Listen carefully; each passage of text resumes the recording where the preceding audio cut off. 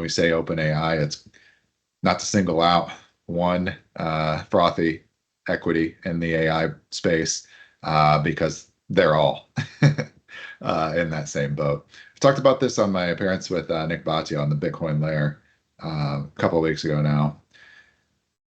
The way I describe this, yes, it is a bubble, but bubbles what they're actually doing is pulling forward the future into the present.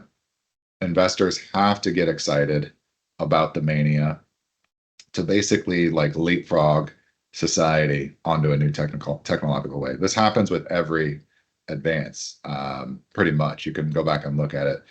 Investors got hyped up and, infamously, start with Europe, the South Sea bubble, like shipping companies, all of that, the Dutch VOC, railroads in the US in the 1860s, radio and telegraph, internet cables, internet in the 1990s. Yep.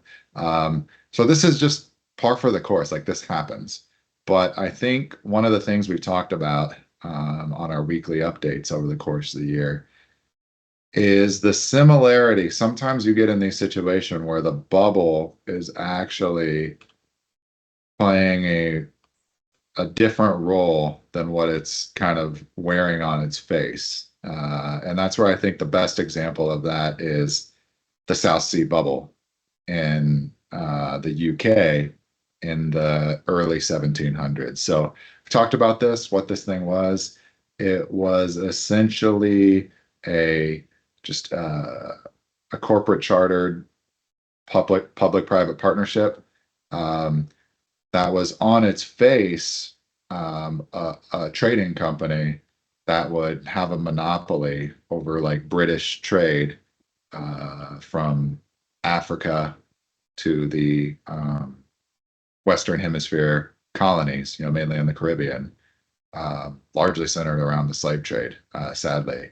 But it created a speculative bubble inside of the UK, and its actual purpose was like in practice or in effect was to reduce the cost of the national debt, right? So you get the public to do this balance sheet expansion, which is ultimately going to drive up monetary creation, create liquidity, and then lower interest rates in practical effect, which is going to lower the cost of a government's debt service once it's in that type of a financial pickle. Right.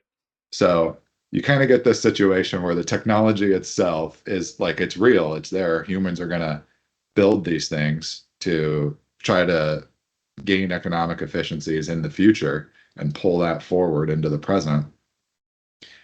But your government, your sovereign institutions have a tendency to use these things for, what looks like a secondary end, but in practice, right? The ability of the state to perpetuate itself is the practical effect. So we've talked about this with the AI bubble. We've talked about this with the U.S. Treasury's involvement and Department of Defense's involvement with equity financing deals. Yeah. MP Materials, one of them, Intel. There's other ones we can go through over the course of the year. And I'm of the belief those will not be the last we'll see of those. We'll see more in the future. But we saw this week OpenAI's CFO on stage at a conference kind of said the quiet part out loud. Once you get someone up on a panel or speaking, from unprepared remarks, sometimes they'll say something that's, true in the background. This is what management's discussing. This is what they're talking about behind closed doors, but they'll accidentally like drip the quiet part out loud. And maybe, both sides of that transaction weren't ready for certain things to become public. But OpenAI's CFO mentioned a potential government backstop for their financing of the data centers build out that is just reaching truly massive scale in the US, but also worldwide. So everybody's going after this prize all at once.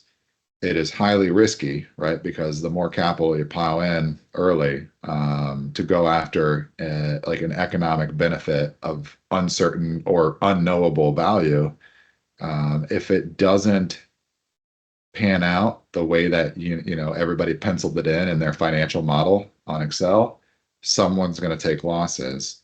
And this is where OpenAI mentioning that backstop, like it's that next step, like really locking in that clarity towards this relationship between, same way South Sea Bubble Company and the Royal Crown, right? Right. Are you dealing with the same party? Are you not?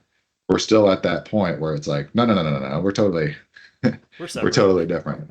But this is totally what's going on here. And you just got that signal this week. Like you heard the quiet part out loud. Now, David Sachs, the White House's chief AI czar.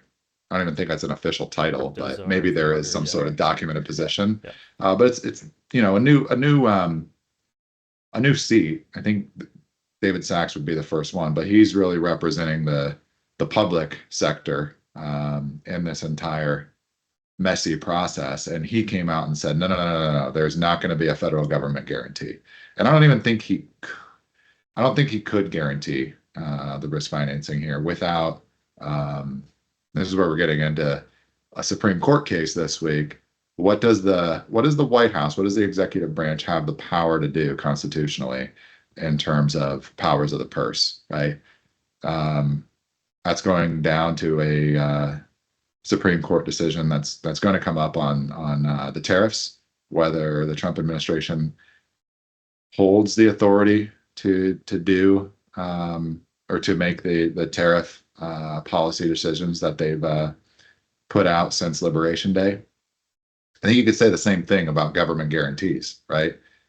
You have Treasury debt, right? The way it works, Congress approves the budget. That's kind of what the shutdown we're in right now is really all about, right? Congress has to, rubber stamp and pass a budget.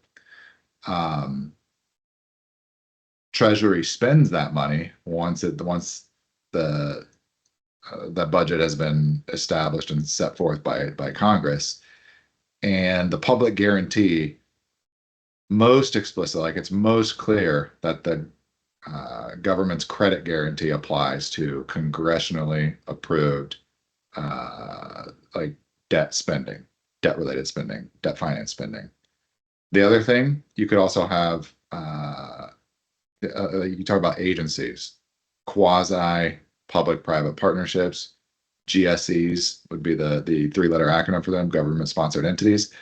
They're not the government, but they're these entities created to do things that Congress has, given them a power to do. And